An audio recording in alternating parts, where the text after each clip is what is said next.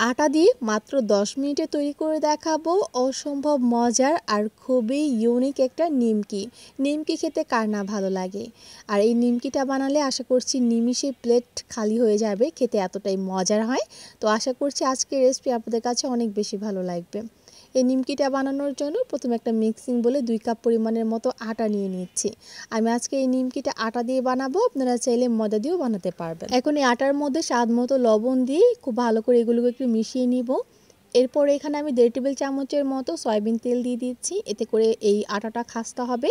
আর যখন এই নিমকিগুলো ভাজবো অনেক বেশি মুচমুচে হবে। তো এর জন্যই অবশ্যই আপনারা এখানে একটু সয়াবিন তেল দিয়ে আটার সাথে খুব ভালো করে মিশিয়ে নেবেন। আমি একদম ডলে এটাকে মেখে নিচ্ছি।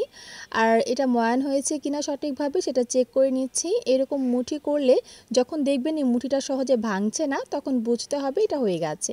এখন পরিমাণ মতো পানি মিশিয়ে আমি একটা সফট এবং মসৃণ খামি তৈরি করে নিয়েছি।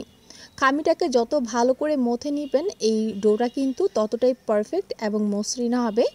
তো ডোটাকে আরও কিছুক্ষণের জন্য আমি খুব ভালো করে মথে নিচ্ছি, দেখতেই পাচ্ছেন একদম ডলে কিন্তু এটাকে মথে নিতে হবে।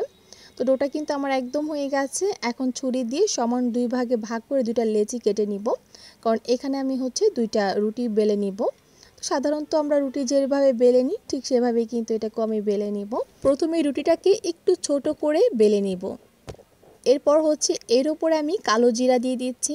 নিমকির মধ্যে কালো জিরা না দিলে তো চলেই না, আর কালো জিরা দিলে কিন্তু খুবই সুন্দর একটা স্মেল আসে। যারা পছন্দ করেন না তারা স্কিপ করে দিবেন। আমি যেহেতু একটু কালো জিরাটা বেশি পছন্দ করি এর জন্য একটু বেশি করে দিয়েছি, কেননা ভাজার সময় অনেকটাই কিন্তু ঝরে পড়ে যাবে। তো কালো জিরাটা দেওয়ার পর আবারও বেলুনি দিয়ে এটাকে আলতো করে বেলে নিচ্ছি। বেলে কিন্তু একটা বড় সাইজের রুটি তৈরি করে নিয়েছি এখানে। এখন এরকম একটা গ্লাসের সাহায্যে আমি গোল গোল করে কেটে নিচ্ছি। আপনাদের কাছে যদি কুকি কাটার থাকে এরকম গোল শেপে, সেটা দিয়ে আপনারা কেটে নিতে পারেন, অথবা নিমকি যেরকম শেপ হয় সেরকমই আপনারা করে নিতে পারেন। কিন্তু আমি একটু গোল গোল করে তৈরি করব। ওই তো আগেই বলেছিলাম যে একটু আনকমনভাবে আমি এই নিমকিটা আজকে বানাবো। তো এরকম ছোট ছোট রুটি কেটে তারপর এগুলোকে আমি তেলে ভেজে নিচ্ছি। আর একদম গরম তেলে কিন্তু নিমকিগুলো দিতে যাবেন না, এতে করে মুচমুচে হবে না। তো চুলার আঁচটাকে মিডিয়াম টু লোয়ের মাঝামাঝি রেখে একটু ধৈর্য সহকারে ভেজে নিতে হবে। আর দেখতেই পাচ্ছেন কতটা ফুলকো ফুলকো হয়েছে, আর সেই সাথে অনেক বেশি খাস্তাও হয়েছে, দেখতেই পাচ্ছেন। আর আমি একটু হালকা বাদামি রং করে এগুলোকে ভেজে নিয়েছি। এখন তেল থেকে তুলে নিচ্ছি। এই নিমকিটা কিন্তু একটু মিষ্টি করে বানাবো। আপনারা চাইলে, যারা মিষ্টি খেতে পছন্দ করেন না তারা চাইলে স্কিপ করে দিবেন, এভাবেও খেয়ে নিতে পারবেন। যেহেতু বাচ্চারা খাবে আর বিশেষ করে বাচ্চাদের জন্য বানানো হয়েছে, তো একটু মিষ্টি অ্যাড না করলে কি আর চলে। তাই তো এখানে আমি চিনির শিরা বানিয়ে নিয়েছি একদম ঘন করে। আর চিনি নিয়েছি। প্রথমে আমি একটা নিমকিকে চিনির শিরার মধ্যে 4-5টাকে এরকম করে ডিপ করে নিব। এরপর চিনির মধ্যে 4-5টাকে আবার কোটিং করে নিচ্ছি। তো এক এক করে কিন্তু সবগুলোকেই এভাবে তৈরি করে নিব। আপনারা চাইলে শুধু চিনি শিরাতেও কিন্তু ডুবিয়ে এই নিমকিটা খেতে পারেন, ওটা খেতেও কিন্তু অনেক বেশি মজার হয়। তো আমি যেহেতু একটু ইউনিকভাবে আজকে নিমকিটা তৈরি করছি, তাই একটু ইউনিকভাবেই তৈরি করলাম। আশা করছি আজকের নিমকি রেসিপিটা আপনাদের অনেক বেশি ভালো লাগবে।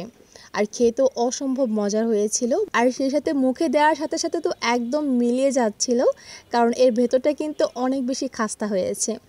আমি একটু আরও সুন্দর দেখার জন্য বা আরও মজার করার জন্য এর ওপর একটু গুঁড়া দুধ দিয়ে দিলাম, এতে করে আরও বেশি ভালো লাগছে। তো আশা করব আজকের এই নিমকি রেসিপি সবার কাছে অনেক বেশি ভালো লেগেছে। আর যে কোনো অনুষ্ঠান বা পার্টিতে আপনারা এরকম একটা ডেজার্ট তৈরি করে নিতে পারেন।